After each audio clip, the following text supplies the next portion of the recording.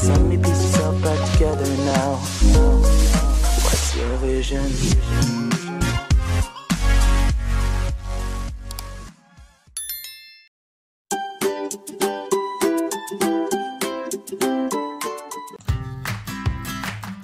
Assalamualaikum warahmatullahi wabarakatuh. Jumpa lagi dengan saya Qobla Harumika di YouTube Qobla Harumika. Baik, pada kesempatan kali ini kita akan membahas soal pas ganjil bahasa Indonesia ya, kelas 11 SMK, SMA, dan MA. Bagaimana bentuk soal dan pembahasannya? Kita simak video penjelasan berikut ini. Baik, langsung saja soal yang pertama. Dalam membuat teks ceramah perlu memperhatikan latar belakang audiensi atau pendengar yang meliputi. Nah, jadi dalam membuat teks ceramah kita harus memperhatikan ini ya, yang meliputi apa saja. Apakah A, usia? Jelas usia itu berpengaruh ya. Jika usianya kecil, usianya anak muda, usianya orang tua, maka bahasa yang kita sampaikan berbeda-beda. Tidak mungkin anak kecil kita sampaikan bahasa yang tinggi sehingga tidak paham. Jadi usia jelas. Kemudian apa? Pendidikan dan jumlah pendengar. Nah, jadi jawabannya memang A. Jelas ya. Nah, usia itu harus ada. Kalau nama, jenis kelamin ini tidak pengaruh ya. Nah, ya kan, tempat tinggal ini juga tidak pengaruh, apalagi nama ini tidak pengaruh. Jadi tingkat ekonomi juga tidak pengaruh. Jadi yang paling tepat adalah usia, pendidikan. Nah, karena pendidikan yang kalau kita ceramah dengan orang-orang yang berpendidikan, maka bahasa kita juga harus kita sesuaikan. Kalau kita berbicara atau ceramah dengan orang-orang yang tidak berpendidikan, maka bahasa kita juga kita sesuaikan. Jangan sampai orang yang tidak berpendidikan kita sampaikan bahasa yang terlalu tinggi sehingga nggak bisa dipahami ya, tidak komunikatif ya. Dan jumlah pendengar ini, kalau pendengarnya banyak, maka kita harus menggunakan istilah-istilah yang sekiranya itu bisa didengar atau disimak oleh banyak audien ya. Kalau sedikit kita menyesuaikan juga ya. Jadi korek jawabannya adalah A. Baik, soal berikutnya, soal nomor 2. Mereka memperkirakan titik-titik hari ini akan hujan dengan sangat lebat. Nah, konjungsi ya, konjungsi kata hubung yang tepat untuk melengkapi kalimat ini apa? Mereka memperkirakan bahwa ya, ini karena ini penjelasan, karena ini adalah penjelasan menggunakan konjungsi bahwa ya. Kalau tetapi ini pertentangan ya, ini pertentangan ya, ini pertentangan. Kalau ketika itu apa? Waktu ya. Jadi dengan berarti alat ya, alat. Jadi disesuaikan dengan makna dari konjungsi. Jadi karena ini keterangan, maka kita menggunakan bahwa ya, korek. Baik, kita lanjutkan soal nomor 3.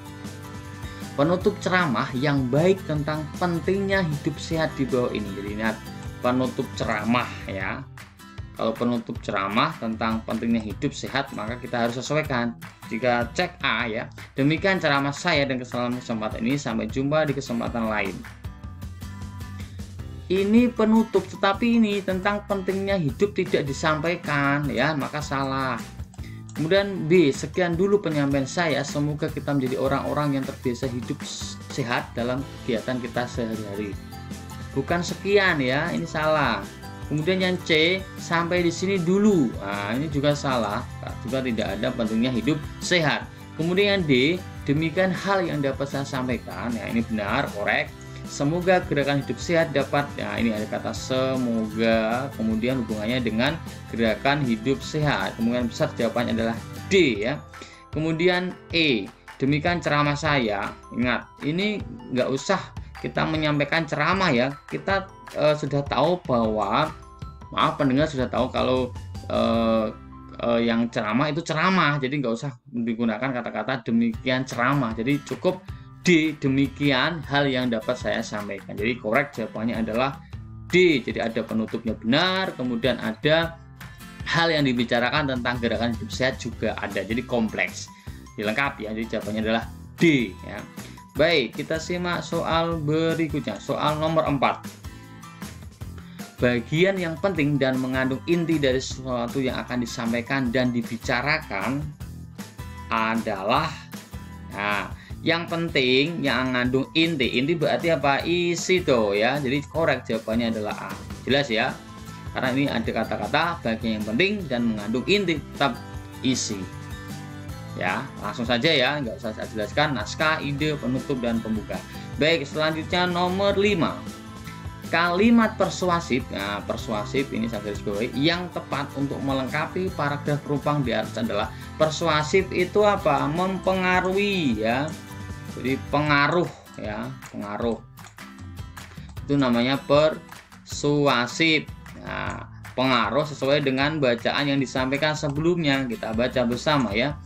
Saudara-saudara, pada peringatan Hari Anak Nasional ini, kami mengharap agar semua jajaran yang ada di kota ini ikut peduli terhadap hak anak. Anak tanpa bimbingan orang tua akan tumbuh menjadi liar dan pribadinya tak akan terbentuk dengan baik.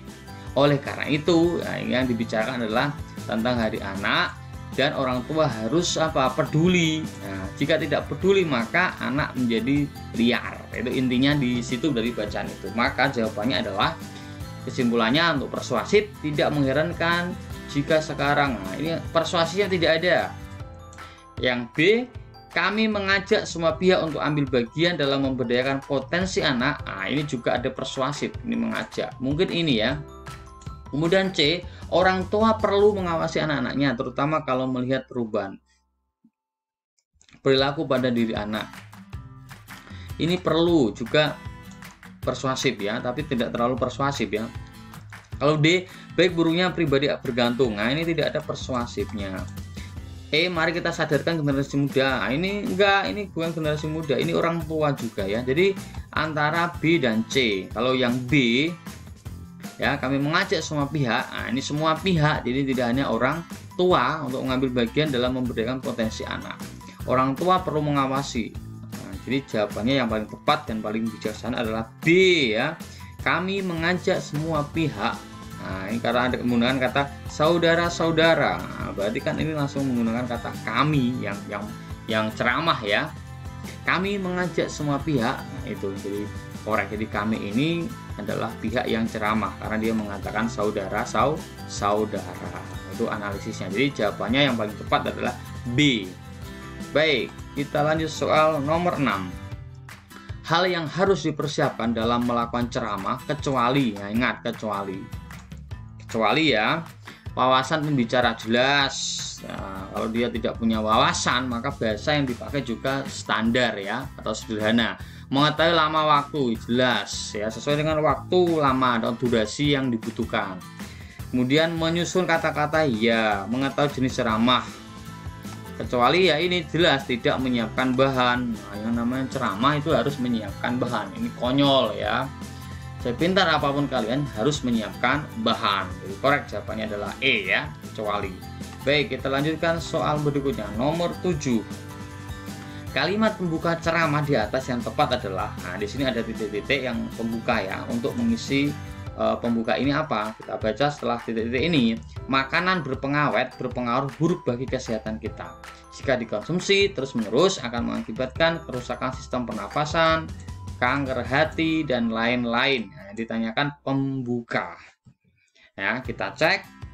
Pada kesempatan ini saya yakin kalian, nah kalian ini gak etis ya, ceramah kalian ya, salah ya.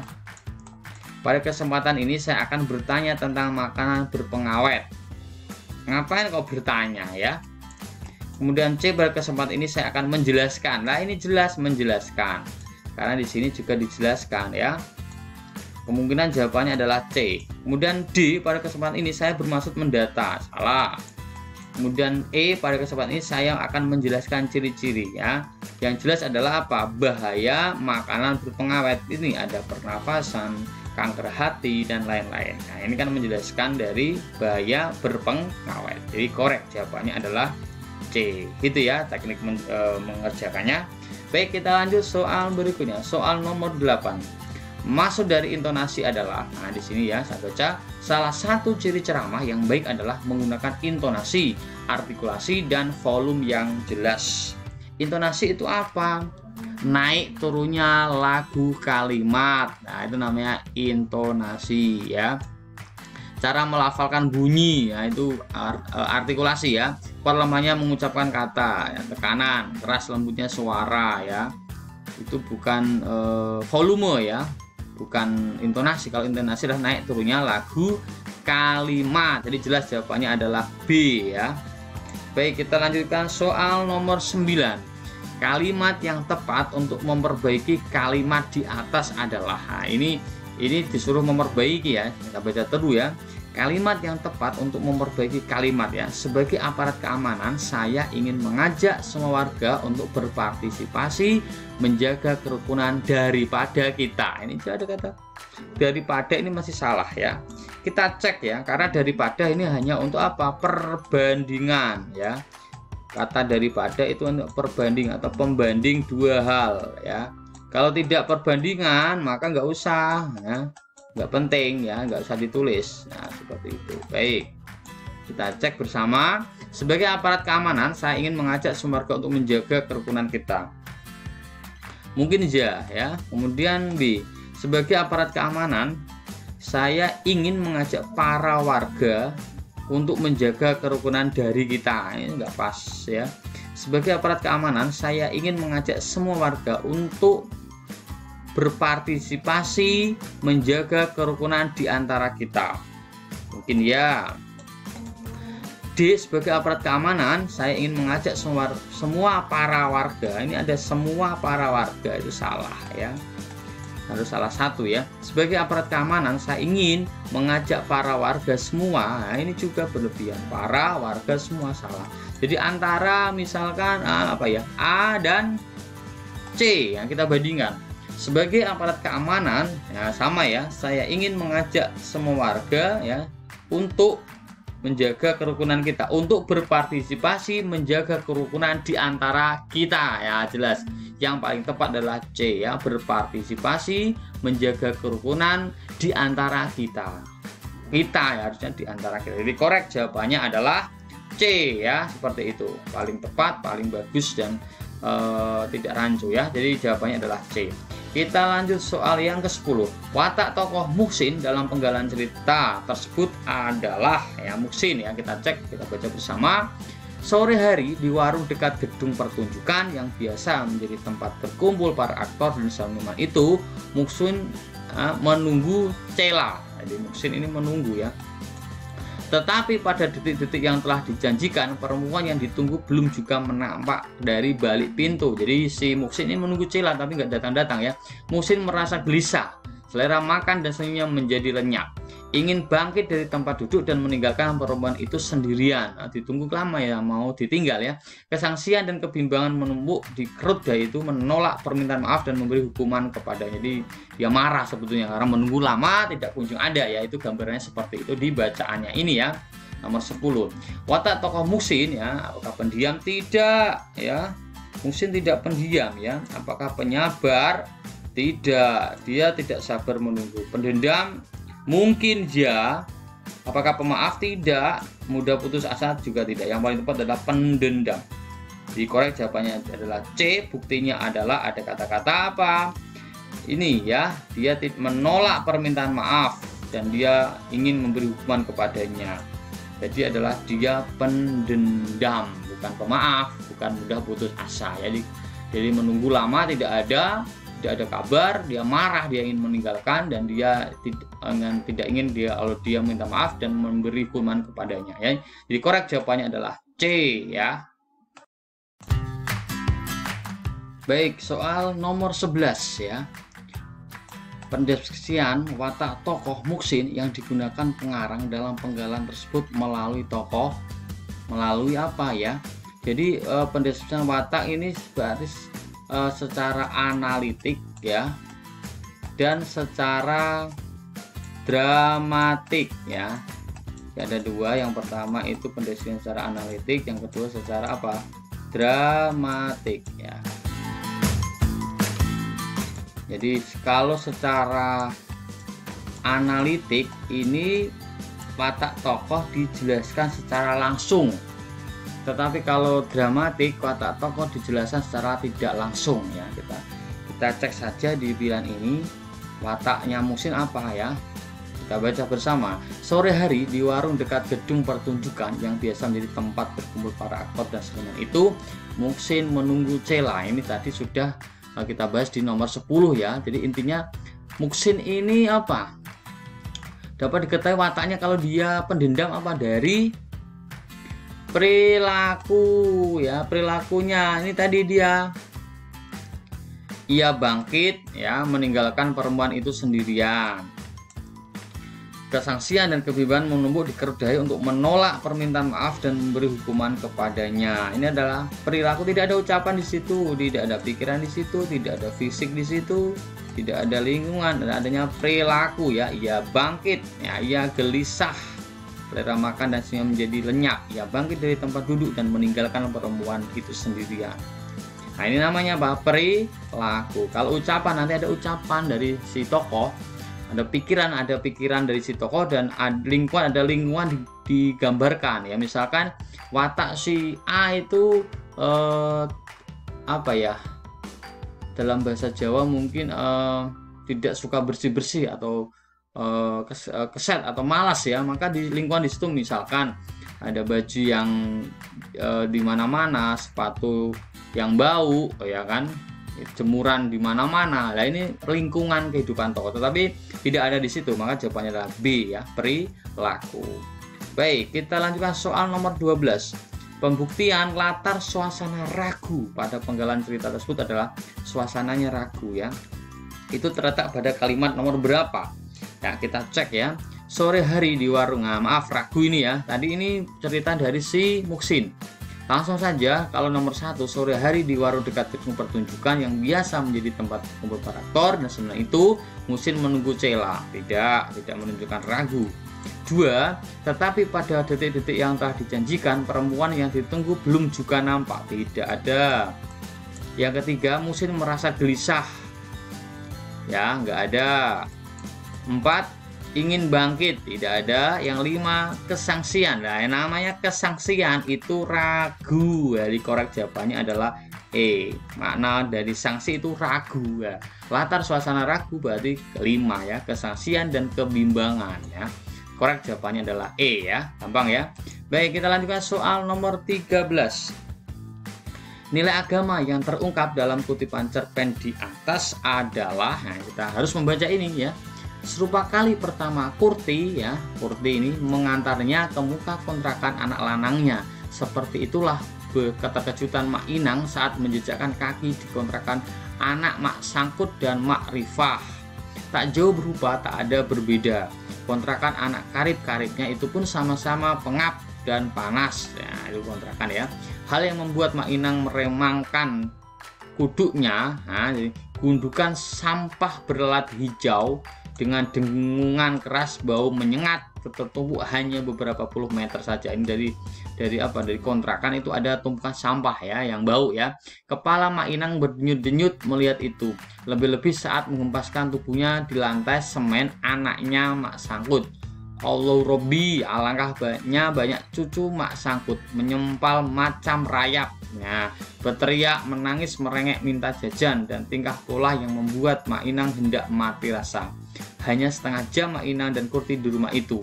Berselang-seling cucunya Mak Sangkut itu menangis. Ya, jadi dari keadaan seperti itu ya, nilai agamanya apa?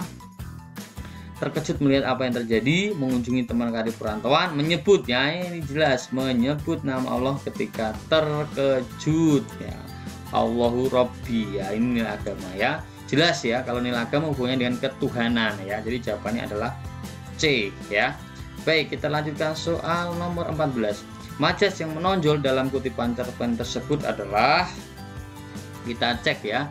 Ya, katanya dengan suara tak acuh. Jari-jari itu sudah tak ada lagi. Kini keduanya tanganku ini kelihat buntung karena perang. Dan aku tak lagi dapat merasa bahagia seperti dulu. Biar kau menggenggamnya kembali. Mulanya aku suka menangisi segala yang sudah hilang. Tapi kini aku tak menangis lagi. Tak ada gunanya menangisi masa lampau. Buat apa? Nah, ini ya. Aku jadi sentimental dan hatiku berteriak. Meneriaki Dan hatiku berteriak. Ini ada jelas ya. Hati kok bisa berteriak ya. Meneriaki 1000 kenangan yang datang mengharu biru. Ku coba membuang segala kesenduan, tapi aku menjadi tambah tenggelam olehnya.